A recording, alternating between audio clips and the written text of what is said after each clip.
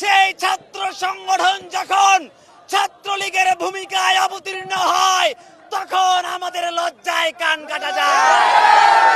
আমরা বিশ্বাস করতে চাই বাংলাদেশের প্রত্যেকটি ছাত্র সংগঠন, ফ্যাসিবাদ বিরোধী ছাত্র সংগঠন, তারা জুলাই বিপ্লবের স্পিরিটকে ধারণ করে, আবু সাইদ মুগ্ধদেরকে বুকে ধারণ করে, ওয়াসিমদেরকে ধারণ করে তারা এই নতুন বাংলাদেশ বিনির্মাণ করতে চায়।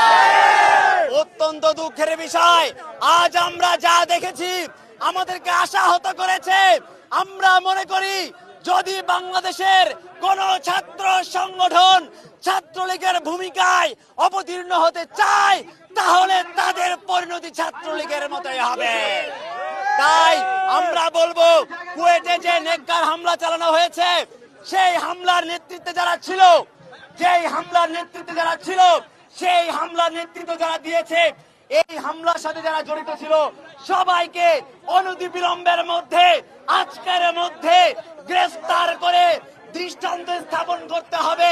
বাংলাদেশের মধ্যে যারা ছাত্রলীগ হয়ে উঠতে চাইবে তাদের করুণ পরিণতি বরণ করতে হবে।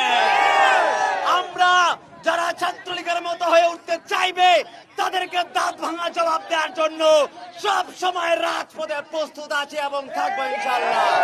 আজকে অত্যন্ত দুঃখের সাথে আমরা দেখতে পাচ্ছি যে জুলাই আগস্টে যে নির্মম অত্যাচার, যে নির্মম নিপীড়নের মধ্য দিয়ে আমাদেরকে যুদ্ধ করতে হয়েছে, লড়াই করতে হয়েছে, সেই নির্মম নির্যাতন ও নিপীড়ন আবারও ফিরে আসছে। ভাই ও বোনেরা, এই নিপীড়নের শুরু হয়েছিল যখন এই দেশের মানুষকে বিভিন্ন ভাবে বিভিন্ন অজুহাত দেখিয়ে হামলা জায়েজ করা হচ্ছিল, যখন বিশ্বজিৎকে হত্যা করা হচ্ছিল, যখন আবরার ফাহাদকে হত্যা করা হয়েছে, আমরা দেখেছি বিভিন্ন যুক্তি দেখিয়ে এই ধরনের হামলাগুলোকে জায়েজ করার চেষ্টা করা হয়েছে। আমরা বলে দিতে চাই, 5 আগস্টের পরের বাংলাদেশের প্রতিটি ছাত্র জনতার জান ও মাল হারাম হবে।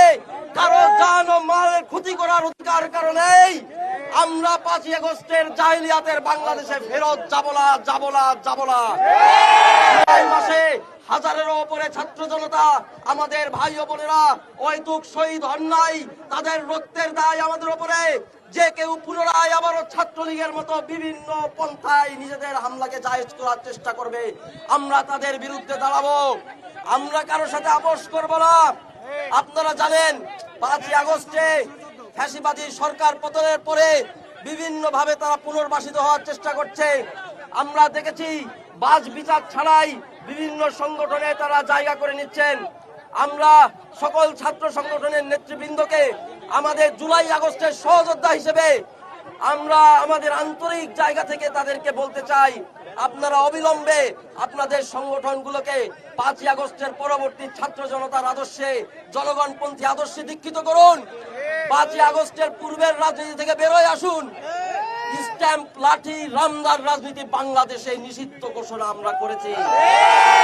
এই রাজনীতি আমরা আর ফেরত আসতে দিব না। আমাদের জীবনের উপরে আমরা শপথ নিয়েছি, দরকার হলে আমরা আমাদের জীবন দিয়ে আরেকটা জুলাই ঘটায় হলেও বাংলাদেশে আমাদের প্রতিজ্ঞা রক্ষা করবো ইনশাআল্লাহ। যাদের হাতে কলম থাকে তারা কারা? ছাত্র। সুতরাং সন্ত্রাস আর ছাত্রদের পার্থক্য অস্ত্র এবং কলম।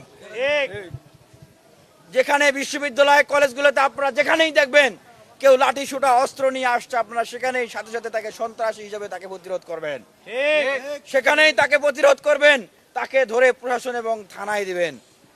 কোন বিশ্ববিদ্যালয় কলেজে কেউ অস্ত্র হাতে ঘুরতে পারবে না। আমরা সাধারণ শিক্ষার্থীদের উপরে উদ্দেশ্যে বলতে চাচ্ছি, আপনারা দীর্ঘদিন ছাত্রলীগের আপনারা নৃশংস এবং হিংস্র রাজনীতি দেখে এসছেন।